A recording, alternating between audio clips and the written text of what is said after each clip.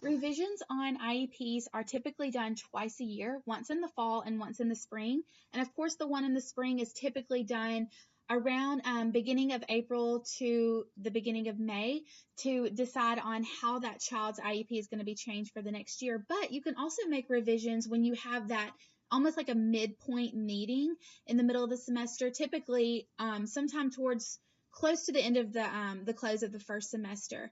And what you're going to want to do is, if the special education teacher and the child's academic teachers are tracking this child's progress as mandated by their IEP, then we're going to want to look at that child's goals and see if there's anything that needs to be adjusted, revised, or changed in any way. So, for example, if Johnny's goal was to write 10 sentences using correct punctuation, and that was his long-term goal for, let's say, for 6th grade. So we're at November of his 6th grade year, and Johnny is writing, 15 sentences using correct punctuation, and he's knocking out those goals. Then at his midpoint meeting, at his mid-semester review for his IEP, and it's not as formal as the actual IEP meeting. It's typically just the parent and the special education teacher. We can look at his IEP and see if right there in the middle of the semester, we should probably change it from Johnny's able to write 10 sentences using correct punctuation. Remember our measurable goals.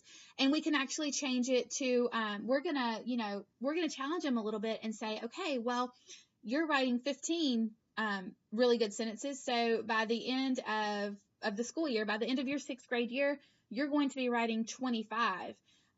So it's always good at these midpoint meetings to check up on all the goals that was outlined as measurable goals and achievements for the students, and see what the student is already accomplishing and seeing what can be changed, because we never want to be too lax on the IEP, as in we don't want to make things too easy. We want to have measurable goals there that we can go and look at and decide if this student could he or she be doing more, or based on the progress that the student may or may not be making, do we need to scale it back just a little bit? Because we want to do everything we can to make sure that this student is meeting their goals by the next IEP meeting, the official and formal IEP meeting that's typically close to the end of the 2nd semester. So that's why we have revisions and reviews that we can do typically twice a year. The big one's going to be that big formal IEP meeting at the end of every school year, but you can also make revisions at your